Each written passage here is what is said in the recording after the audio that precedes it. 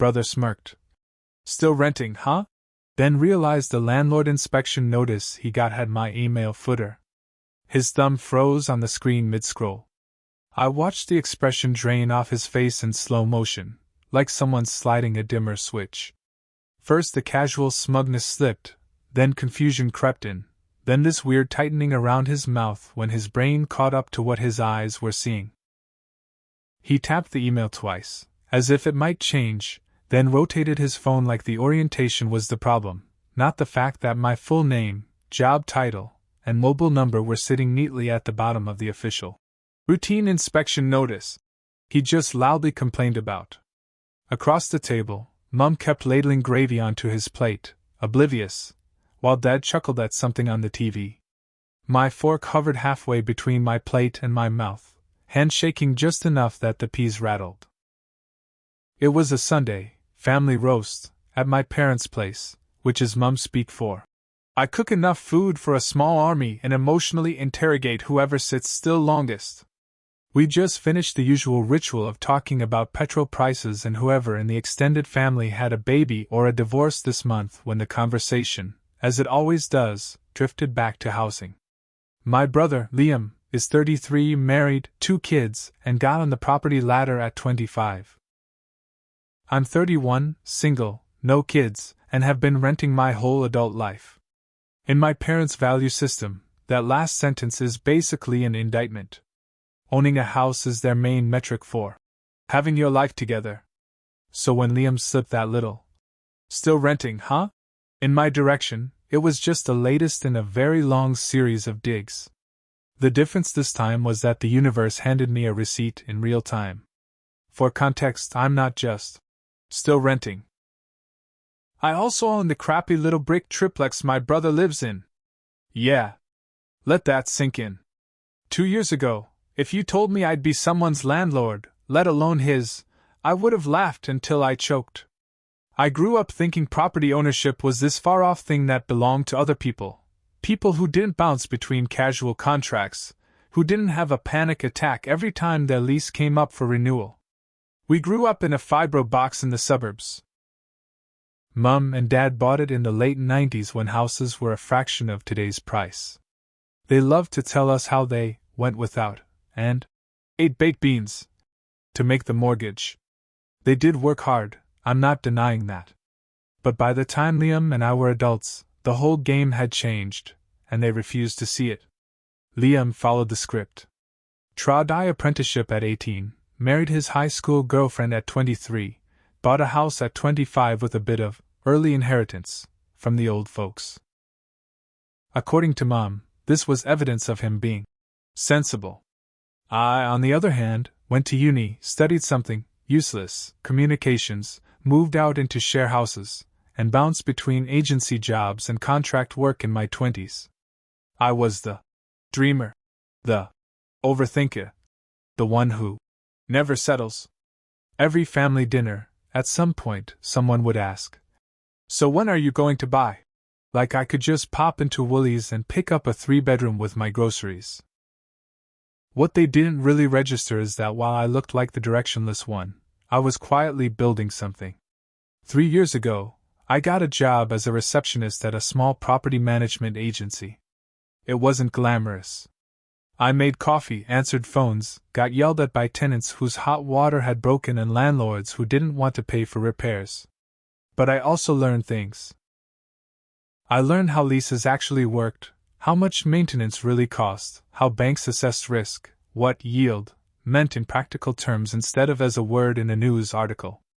I found out that not all landlords were cartoon villains, but a lot of them were careless, and a few were dangerously clueless. Then, halfway through my first year there, my boss offered to put me through my property management license if I was willing to take on more responsibility. I said yes, and somewhere between chasing overdue water bills and conducting entry condition reports, I realized that property as a concept no longer felt like this mystical thing. It was numbers and contracts and risk, sure, but it was also doable. If you approached it with eyes open and not just vibes. Around the same time, I hit peak renting fatigue. My share house at the time had a landlord who refused to fix anything. The oven broke and stayed broken for 4 months. The bathroom fan never worked. Mold bloomed like an art installation. When the building changed hands, the new owner jacked our rent $80 a week to bring it in line with market rates. I remember sitting on the kitchen floor, lease in one hand, wine glass in the other, thinking, I am so tired of being completely at the mercy of people who see my home as a line in their portfolio. On a whim, I booked a meeting with a mortgage broker one of our nicer landlords recommended. I fully expected him to laugh me out of the office. Instead, he pulled up my payslips, my savings, not huge, but better than I'd thought, my HCS debt, and said, You might be closer than you think. Not to a 4-bedroom palace, but to a little investment place if you're willing to keep renting where you live. The idea of being a rentvestor, stupid word, felt like betrayal at first. I'd been on tenant side of the counter for a decade. I hated dealing with arrogant owners. I had a full internal ethical debate about whether becoming a landlord automatically made me a bad person. What nudged me over the line was 2 things.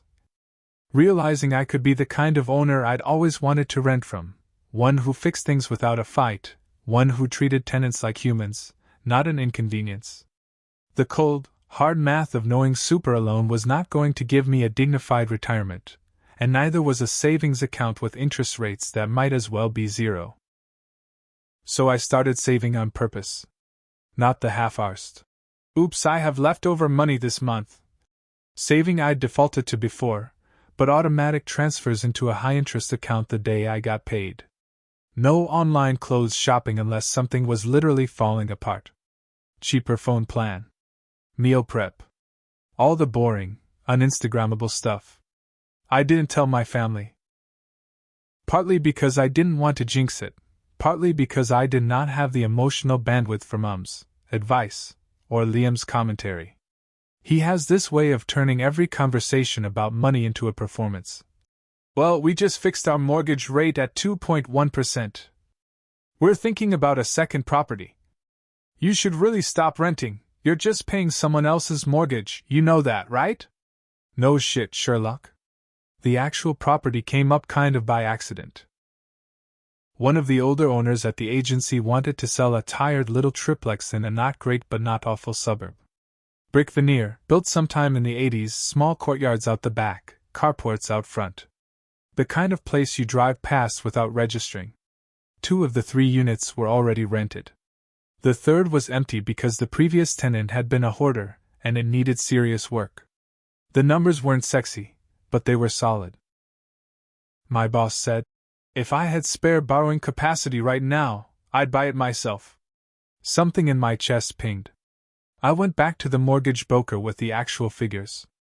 Long story short, after a lot of forms, terrifying emails from the bank, a valuation, and 1 week where I was convinced they were going to say, "Just kidding, you're poor, go home," I got approved. My boss agreed to manage the complex through the agency so I wouldn't be directly dealing with tenants day to day, conflicts of interest and sanity reasons, and we set up everything through a little trust my accountant organized so that, on paper, the owner was Hudson Family Trust, rather than Sarah Hudson, anxious goblin who still buys Aldi brand toilet paper. I signed the contract on a Tuesday. The next Saturday, my parents had one of their roasts. I drove over there with this whole new reality sitting in my chest like a secret pearl. I almost told them, genuinely. I rehearsed it out loud in the car. Hey, so, I did something scary. I bought a small place. But then I walked in, and the first thing my mum said was, "Did you hear Liam's house is worth almost double what they paid now? Smart boy, getting in early." And the first thing Liam said was, "Any luck getting out of the rental cycle yet?" With that grin that made it clear he already assumed the answer. So I didn't tell them. Not then. It felt nice, if I'm honest, to have something that was just mine, not immediately turned into a measuring stick. Fast forward 18 months. Liam and his wife split up. It wasn't dramatic, no cheating, no scandal, just 2 people who grew apart and then detonated the life they built because they didn't know how to talk about it. She kept the house. It was closer to the kids' school, and he didn't fight it too hard because, as he told me later, I couldn't afford the mortgage on my own anyway. He moved into a rental. That alone offended my parents more than the divorce. He had a house, Mum kept saying, as if he'd left it out in the rain to rust. Now he's paying someone else's mortgage. I don't understand them. The triplex had a vacancy around the same time. Unit 2. My boss, unaware of any of this, forwarded me the prospective tenants to approve. I nearly spat my coffee when I saw Liam's name on an application. I had this surreal moment of reading my brother's rental history like a stranger. Employment details still at his electrical company, references, the property manager from his and his ex's house, who apparently had told him he'd be no trouble at all as a tenant, banking info. They'd come through the agency's website. I hadn't given him the listing. It was just coincidence. I took a deep breath, walked into my boss's office, and said, "So, full disclosure, this applicant is my brother." He raised his eyebrows. Huh. Small world. I don't want any special treatment either way, I said quickly. If he's not strong as an applicant, say no. If he is, fine, but someone else should do the routine inspections. My boss chuckled. He looks solid on paper, he said. Good income, good reference, no arrears. We can manage it in-house. You just be the owner in the background. Don't let it get weird. Spoiler, it was always going to get weird. Liam moved into Unit 2 2 weeks later. He had no idea I owned the place. As far as he knew, it was just another anonymous landlord. We never talked about the address in detail, he just said. It's one of those little units near the industrial estate. Bit old, but it'll do. I did an internal high five when he mentioned how surprisingly reasonable the rent was. I kept it slightly under market because A, I like having stable tenants more than squeezing every dollar, and B, it felt gross to profit off my brother's post-divorce misery more than necessary. There was a part of me that considered telling him. Every time he mentioned his shoebox, I'd think, should I say something? But then he'd slip back into old habits at family things, making cracks about renters, about people our age who still waste money on smashed Avu instead of saving. And the window would slam shut. Which brings us back to Sunday roast and his still renting, huh? Comment. It started because Mum asked me, "So, are you any closer to buying?" in that tone that manages to sound both nosy and disappointed. I actually like where I am, I said. My rent's manageable. I'm close to work. But it's not yours, she said. It's just dead money. Across the table, Dad muttered, "Landlord's laughing all the way to the bank." As if his entire retirement didn't depend on the capital gains of the house they bought for a song. And Liam, with a mouthful of roast potato, smirked and said, "Still renting, huh?" Like it was some huge moral failing. My first impulse, purely petty, was to blurt, "Yeah, but I own your house." I could see the whole scene in my mind like a movie. Forks dropping, Mum gasping, Liam's face doing that cartoon shock thing. But something in me, call it maturity, or maybe just the part that's been doing weekly therapy, told me that saying it like that would just turn the whole thing into a power flex, and that's not actually what I want with my family. So I swallowed the line with my mouth full of broccoli, felt it burn all the way down, and just said, "Yup. Still renting." That's when Liam's phone buzzed on the table. He flipped it over, thumbed open Gmail, and snorted. "Speak of the devil," he said. "Bloody landlord inspections. They were just here 3 months ago. Routine inspections are every 6. I said automatically, because that line lives rent-free in my tech support brain now. He rolled his eyes. "Whatever. They're annoying. Coming in, taking photos of everything. Last guy actually checked inside my cupboards. Like if my plates are messy, are they gonna evict me?" "They're meant to check for mold, leaks, that sort of thing," I said. "And they're supposed to give you notice, at least a week. You can always ask to reschedule." He snorted. You sound like a damn brochure. You can always ask to reschedule. Like they care. He lifted the phone closer, scanning. Ugh, this one's at 10 a.m. on a weekday. I'm at work. I swear they pick times on purpose. I opened my mouth to say, 10 a.m. is actually one of the most requested times. Then shut it again. No one needed me to go full property manager at lunch.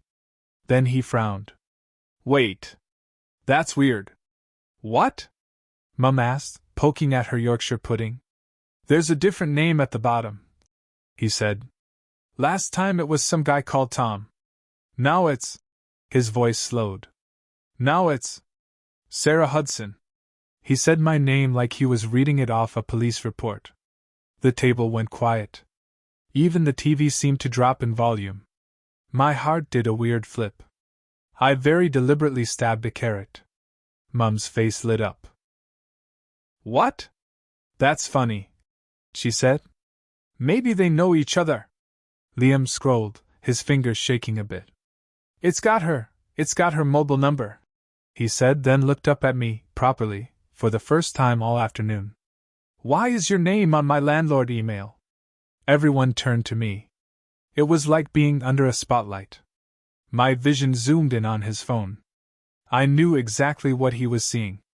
The footer we set up for all my official outgoing mail. Sarah Hudson, Senior Property Manager. Hudson Property Group, as trustee for Hudson Family Trust. P04XXXXXXX, Sarah@hudsung.com. Because...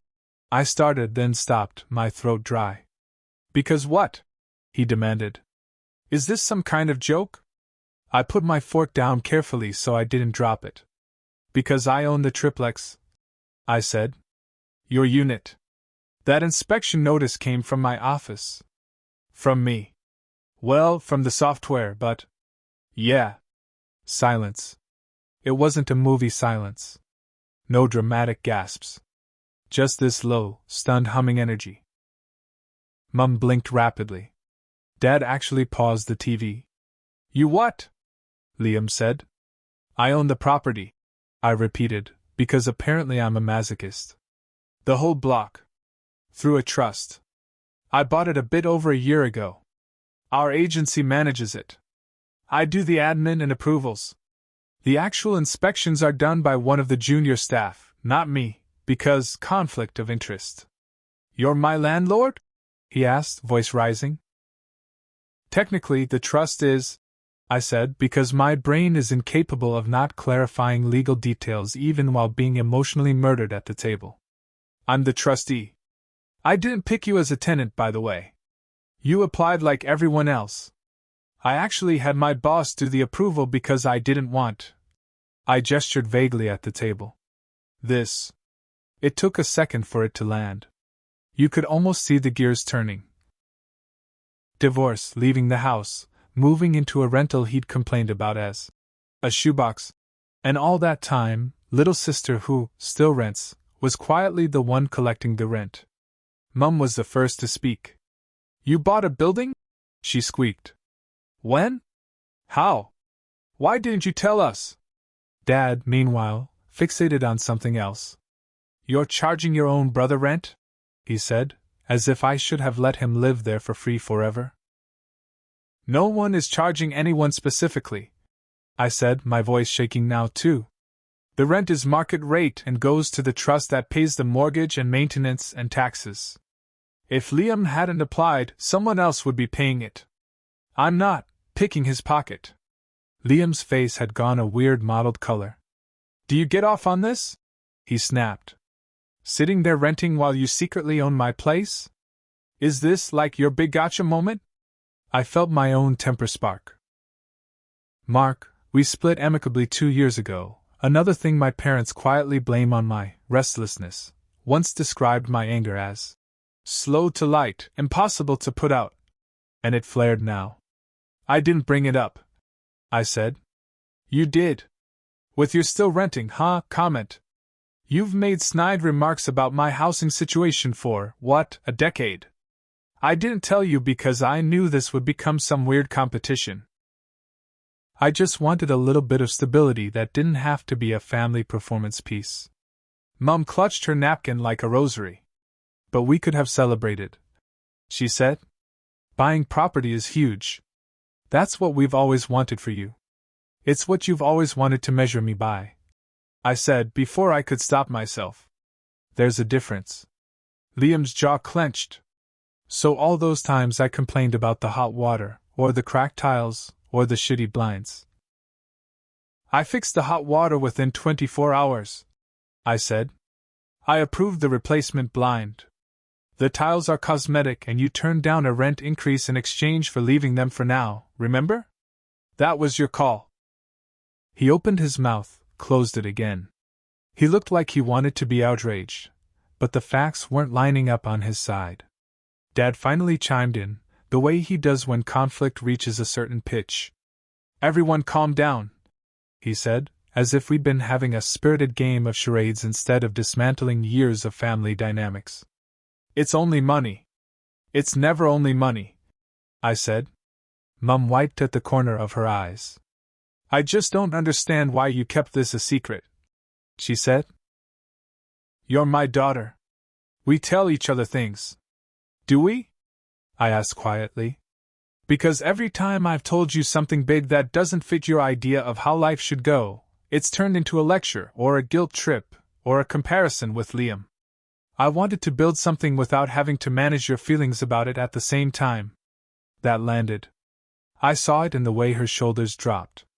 We sat there in that thick, awkward silence for a while. Eventually, Liam pushed his plate away, appetite gone. So what, you're my boss now, he muttered. I'm not your boss, I said. I'm your landlord on paper. Day to day, you deal with the agency like every other tenant. If anything, I've bent over backwards to not treat you differently. I could have jacked your rent up to market 6 months ago, and I didn't. Not because you're my brother, but because I remember what it's like to get that email and feel your stomach drop. I'm trying to be fair. That's it. He made a disbelieving sound. Fair, he said. Right. I could feel this horrible mix of shame and anger, and, if I'm honest, a tiny flicker of vindication. I'd never wanted him to feel small, exactly. I had wanted the smugness to crack, though. I'd wanted, just once, for him to look at me and not automatically assume he outranked me in the game of who's more successful. Instead, we were here, making everything worse. After a few more strained half-sentences, I excused myself and went to the bathroom, mostly to get away before I either cried or said something nuclear. I locked the door, sat on the closed toilet lid, and stared at my own reflection in the tiny mirror my parents refused to replace even though the silver's peeling at the edges. My face was blotchy. My eyes were doing that too bright thing. I felt like a kid again, hiding in the bathroom during a family argument, but now I was the one with assets and a mortgage and a bank that sends me letters with "Dear Ms. Hudson as trustee" in them. It was surreal. I pulled out my phone. My notifications were full of work emails and a text from my boss. Routine INSP schedules went out. Got a few replies already, nothing urgent. Enjoy your Sunday. I almost laughed. Enjoy your Sunday. Sure. When I came back out, the living room felt oddly formal. The TV was playing some cricket match on mute, like ambient wallpaper. Mum was stacking plates in the kitchen a little too loudly. Dad had taken his usual spot in his armchair, beer in hand, pretending to read the paper. Liam was standing on the back porch, smoking. He only smokes when he's really stressed or drunk, and it was too early for drunk. I stepped out, the sliding door shuddering on its track. He didn't look at me. She's over the moon, you know, he said. About you buying that building. I leaned against the railing. The backyard looked exactly like it did when we were kids, patchy grass, the lemon tree, the rusting swing set. It always weirdly throws me how some things never change even when everything else does. I gathered, I said. He flicked ash into a plant pot. You know they gave me 20 grand for my first place, he said. Dad pulled it out of his super. Mum was on my case for months, telling me to seize the opportunity. Interest rates will never be this low again. He snorted. Guess they were right about that. I know, I said. Mum told me. Many times. He glanced at me, something like guilt flickering across his face. They didn't have that for you, he said. They said the timing was off. Markets are different. All that. But I think you heard it as we don't believe in you. I swallowed. They also said, you're not as good with money as your brother. I reminded him. He winced. Yeah, he said. They did. We stood there in awkward truce for a bit. Look, he said finally, exhaling smoke. I give you shit about renting because… I don't know. It's what we do. We take the piss.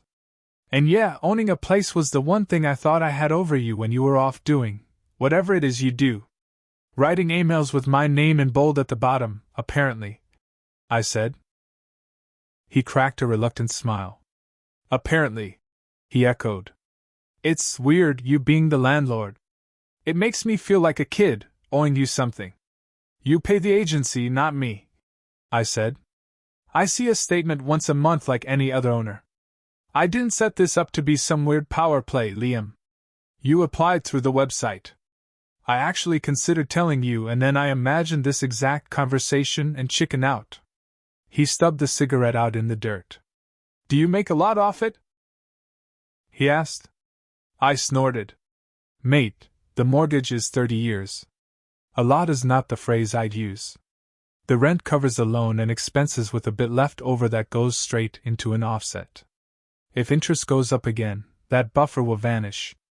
I bought it for long-term security, not to sit on a pile of cash and cackle while tenants suffer. He digested that.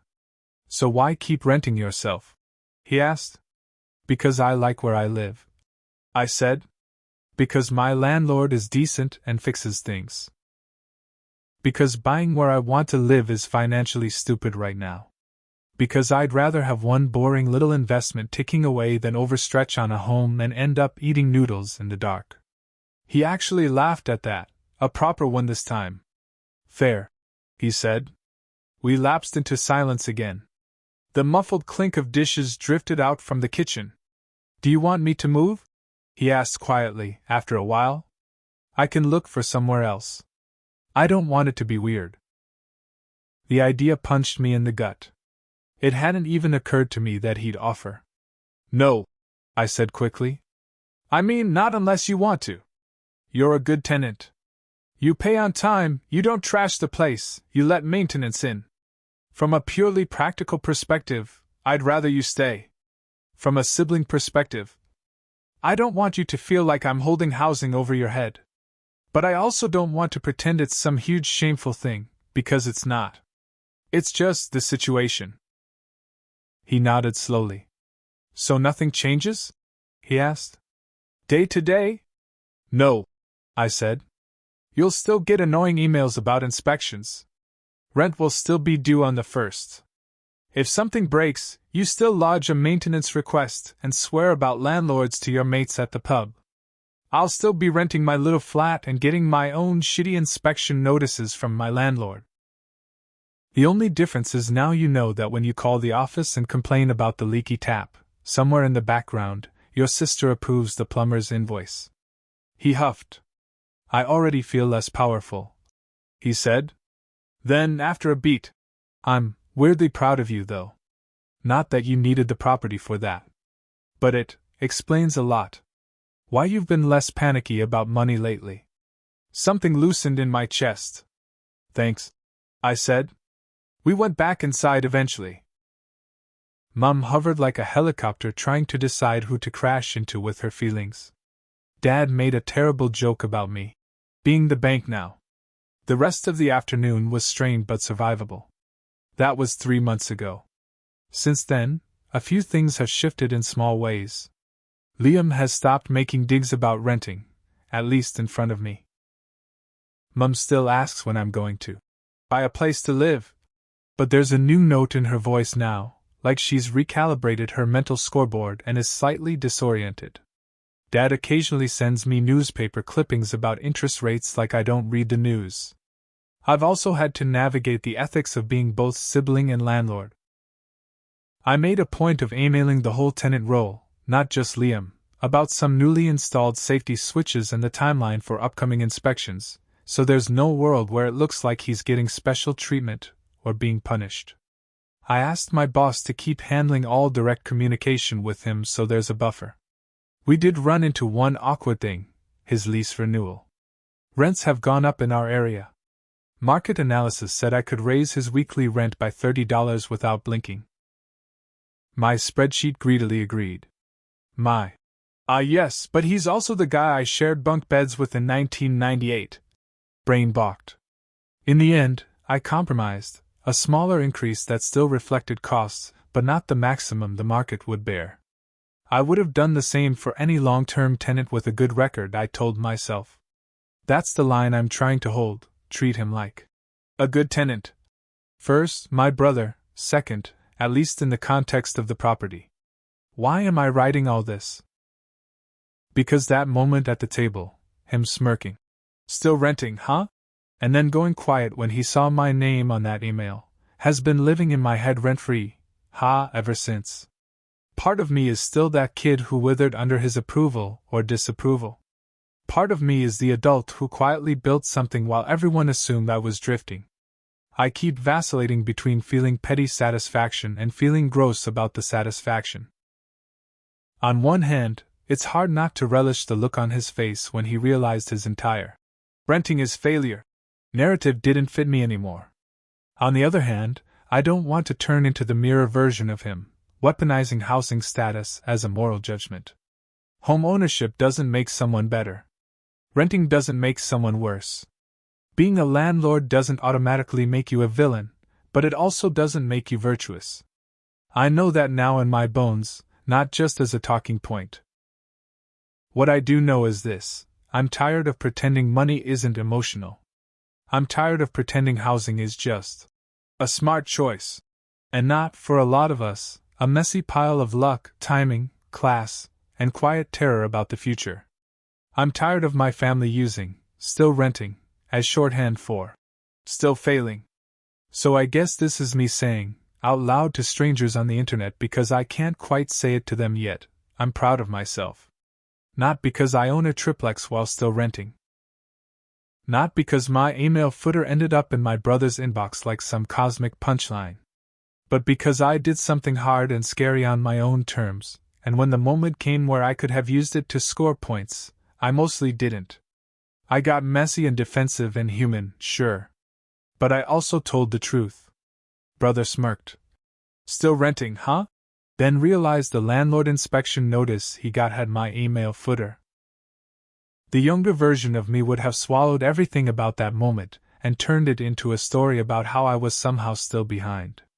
The current version is here, telling it as it is. Sometimes the person you assume is failing at adulthood is quietly the one who signs the mortgage you don't see. And sometimes the real flex isn't owning the building, it's deciding not to let ownership decide your worth, or anyone else's.